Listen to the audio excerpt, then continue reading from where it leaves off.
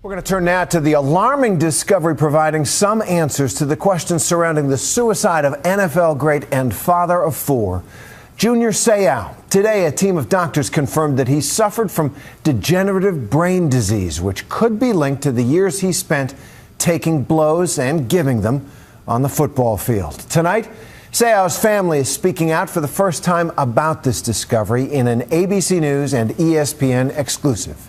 Here's ABC's Jim Avila. For 20 years, he was a warrior on the field. Junior Seau, the monster in the middle, a defensive icon whose devastating hits, more than 1,850 tackles in his career, knocked out opponents. But after his sudden and shocking suicide just 8 months ago, a gunshot to the chest, some speculating he knew his brain needed to be preserved for examination, and many agreeing that all those hits on the 43-year-old's head could have played a role in his own death. He just toughed everything out. And now Seau's family says they did play a central role. Did he know that he was getting concussions? Oh, sure, he did. And the family has results from a study on Seau's brain at the National Institutes of Health to back them up. ABC News and ESPN have learned exclusively that Seau's brain showed signs of CTE, chronic traumatic encephalopathy, the concussion-related injury that is at the center of today's football safety controversy. Dr. Russell Lonzer conducted the study. What was found in Junior Seau's brain was cellular changes consistent with CTE. It means that he had a lot of head-to-head collisions over the course of 20 years of playing in the NFL. The actual cells in his brain, you now know, suffered damage.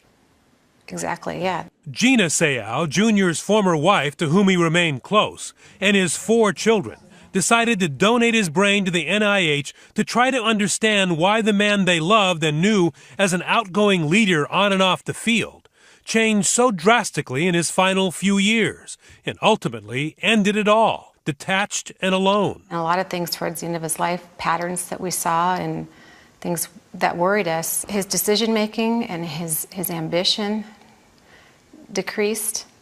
He would sometimes lose his temper. He would get irritable over very small things, kind of go off the grid for a couple weeks. All symptoms, experts say, of CTE. Impulsivity, forgetfulness, aggressive behavior at times, depression, and sometimes suicidal ideation.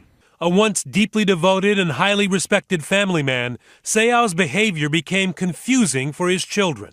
At the end, it just became more and more apparent that he was disconnecting, and I didn't understand, but I just took a different seat and just went with it. And I didn't. Now you do understand? Yeah, now I do. I had no idea it could be something this serious. The night before he shocked everyone by shooting himself, Seau sent out this short phone text of love. And what did he say? Just 3 words. I love you. It means a lot. Sorry. The man lived for family. That love was so important to him. So for him to take his own life, I can't imagine how severe his anguish was. The game that he loved so passionately, that gave his family everything, may in the end have taken it all away. To see that this was the final outcome is really bittersweet and really sad. But sadly, not uncommon. Dave Duerson of the Chicago Bears shot himself to death too. His brain diagnosed as riddled with CTE. The combination of depression and lack of impulse control probably contributes to the suicide that we see in this group of individuals. Dr. Robert Cantu says Junior Seau's death may make a difference to football players and fans, a tipping point of sorts, and signal that no one is immune to the chronic hard hits of the game they may love. Junior Seau played a position at high risk for head trauma, middle linebacker, where individuals are funneled to you to make the hit. So it's really no surprise to me that Junior Seau had chronic traumatic encephalopathy. That he died so violently and so young, that certainly perhaps is a bit of a shock. Seau is the highest profile player to be connected to CTE, and shivers went through the league today. Marcellus Wiley was an NFL teammate. To know that that was his fate, it makes you question your mortality. The times I do forget things, the sleepless nights you may have, you start to wonder, are you down that path towards CTE? The NFL is facing a lawsuit brought by 4,000 former players contending that the league did not do enough to protect them and hid long-term effects from its players. The NFL denies that it intentionally hid any risk from players and today had this statement in response to Seau's diagnosis. The finding underscores the recognized need for additional research to accelerate a fuller understanding of CTE. The NFL is committed to supporting a wide range of independent medical and scientific research that will both address CTE and promote the long-term health and safety of athletes at all levels.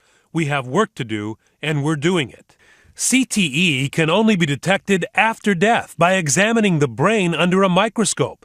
So far, 50 brains from football players have been diagnosed with CTE, 35 of them NFL players, and 6 of them high school athletes.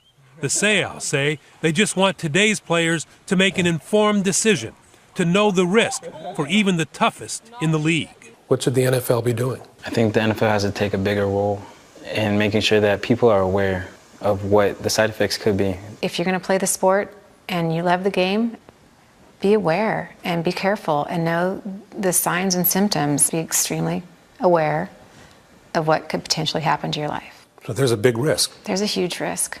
The man of 1,000 hits may now change the game he loved in ways he never dreamed of. For Nightline, I'm Jim Avila in San Diego.